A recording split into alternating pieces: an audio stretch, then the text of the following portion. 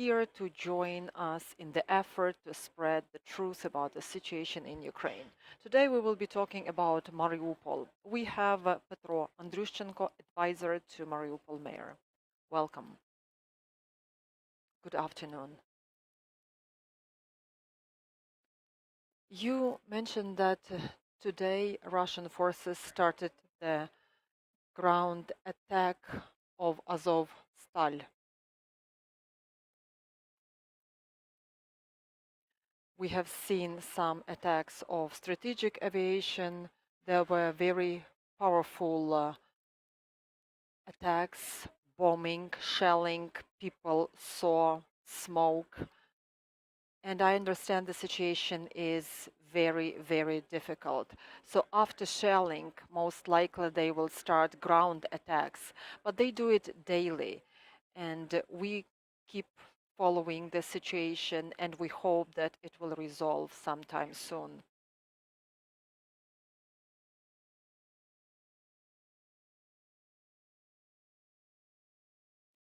I just wanted to make sure we heard you correctly. The ground attack that is happening today, it's not the new thing. Similar things were happening in the past. They are actually happening daily because the territory of this facility is huge. They are trying to break through the facility. They are trying to find, to break into the facility. They are trying to find the underground premises. They are trying to find the hospital, this field hospital that was organized in one of the shelters. Irina Vereshchuk mentioned that now they're in the process of negotiations of the second stage of evacuation of the wounded, the military and civilians. Do you know anything about that? As the negotiations are still ongoing and the Ministry of Reintegration is in charge, we can't comment anything because we don't want to hinder, we don't want to create any obstacles. What is the situation in the city besides Azovstal? The situation is threatening according to us because on one side we see the number of people is growing because people are getting back because all green corridors were closed by the Russian Federation. People who were residing in Nikopolsk, Berdyansk, Mariupol regions, so they cannot get to Zaporizhia, and because of financial challenges, they are forced to go back to their homes. So we see that the number of people is increasing. Unfortunately, the delivery of food still remains a big challenge. Russian troops resumed water supply. There were a lot of utility lines damaged, but it is also very dangerous because there might be humanitarian disaster. The problem of water waste and drainage is absolutely threatening because all this drainage will end up in the sea eventually.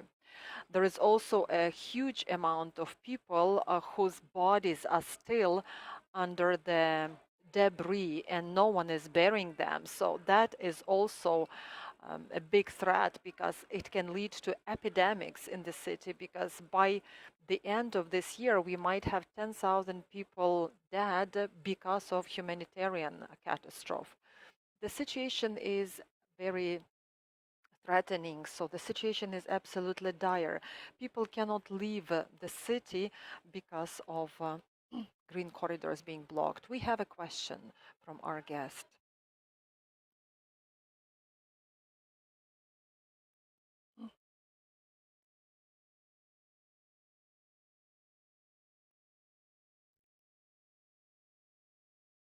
Do you have any connection with people in Azovstal? Can you help the wounded? Can you provide them with food and medication? I cannot comment because security and safety issues is above all. Any other questions?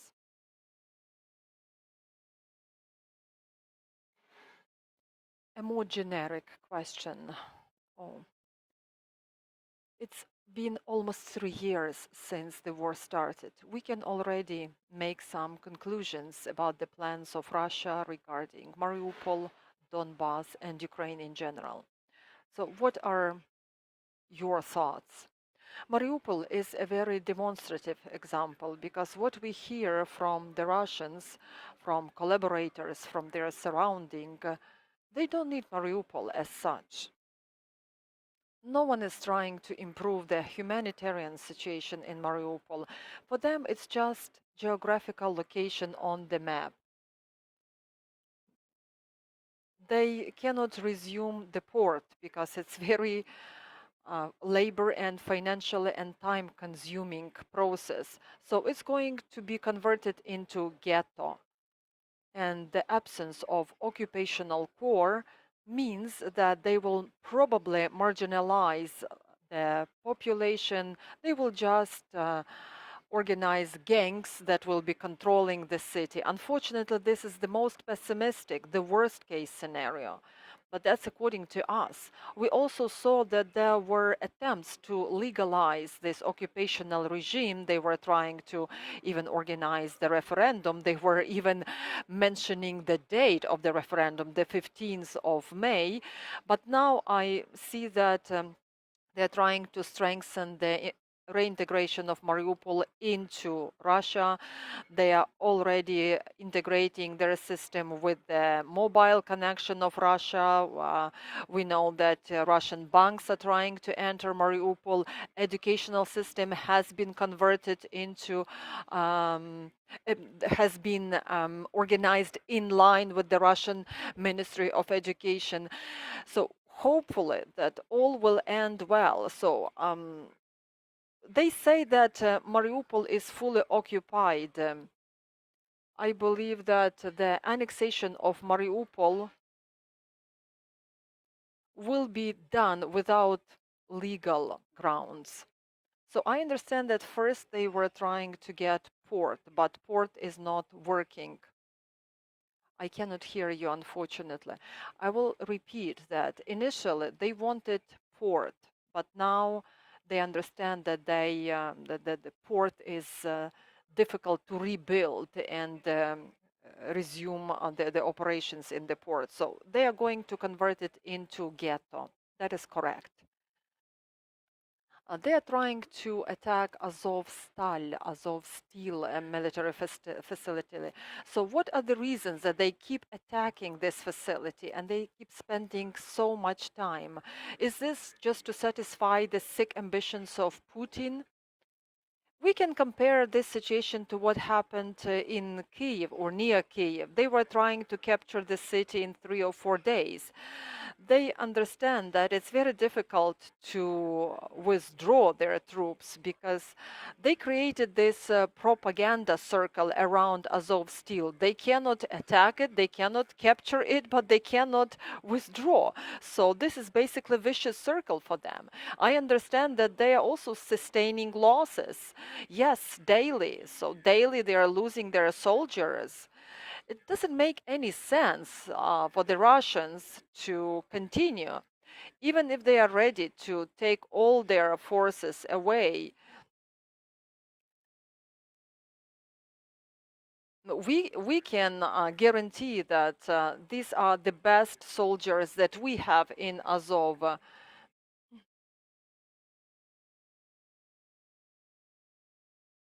At the moment, you cannot reach any agreement with Russians. We can't. We just keep hoping. The hope is the last thing. So I understand what you say. Thank you for finding the opportunity to be with us, and thank you for what you are doing for Mariupol and for Ukraine.